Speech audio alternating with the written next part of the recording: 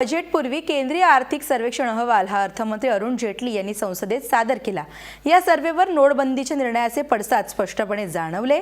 नोटबंदीमुळे या वर्षभरात देशाचा विकास दर हा 6.75 ते 7.50% राहण्याची शक्यता वर्तवण्यात आली आहे।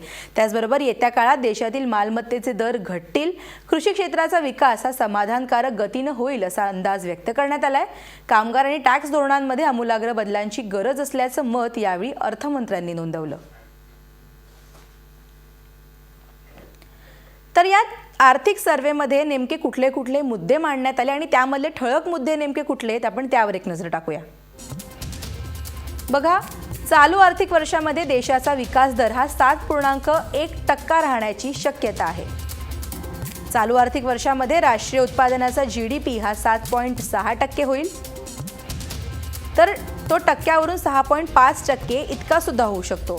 नोटबंदीमुळे कृषी क्षेत्रात रोख रकमेच्या तुटवड्याचा परिणाम सुद्धा जाणवेल।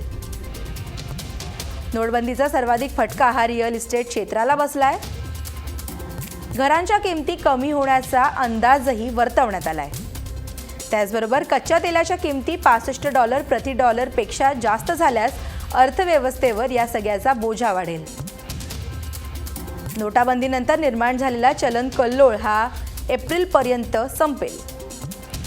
2017-2018 या आर्थिक वर्षात रोजगारामध्ये सुद्धा वाढ होईल आणि यंदाचा मान्सून कसा असेल या सगळ्यावर आता कृषीबद्दलची पुढची दिशा ठरेल असे ठळक मुद्दे या आर्थिक सर्वेमध्ये मांडण्यात आलेत। Colorfully, I think when he says इसमें ड्रामा होना चाहिए, tragedy होना चाहिए, comedy होना चाहिए, सब कुछ होना चाहिए, and that's what the survey I think tries to do. We've probably fallen short of these lofty standards, but that's what we've tried to do, and that must be the aspiration for all economic surveys.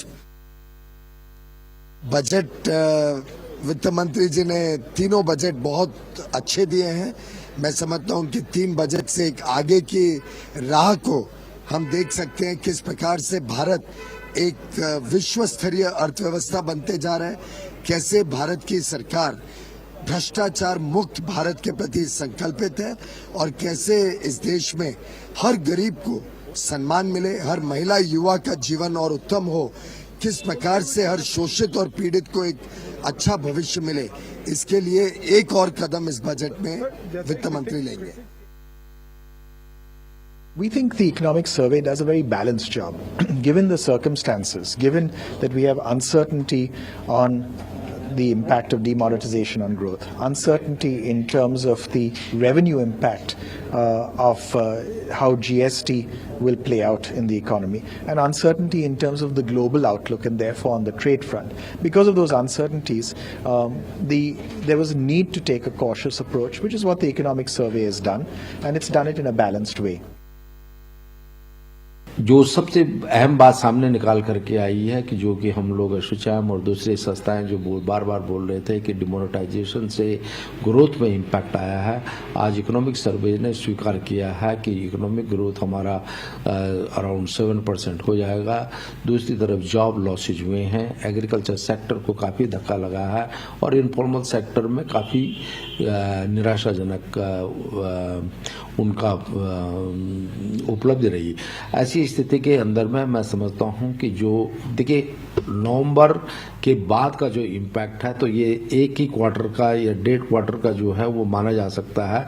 अब ऐसी स्थिति के अंदर में जो इसका fall out होगा वो 17-18 की जो जीडीपी ग्रोथ होगा उस पर ज्यादा प्रभाव पड़ेगा। नोटबंदी के बाद 3 लाख करोड़ का अर्थव्यवस्था को नुकसान हुआ है, 50 लाख नौकरियां गई हैं। आज चाहे वो मैन्युफैक्चरिंग सेक्टर हो, चाहे वो बिजनेस और ट्रेड हो, चाहे वो छोटा दुकानदार हो, देश की अर्थव्यवस्था गिरावट की तरफ जा रही है। मोदी सरकार को इस बजट के माध्यम से व्यापक रिफॉर्म्स और लोगों को नुकसान की भरपाई का इंतजाम करना पड़ेगा, वरना लोग माफ नहीं करेंगे।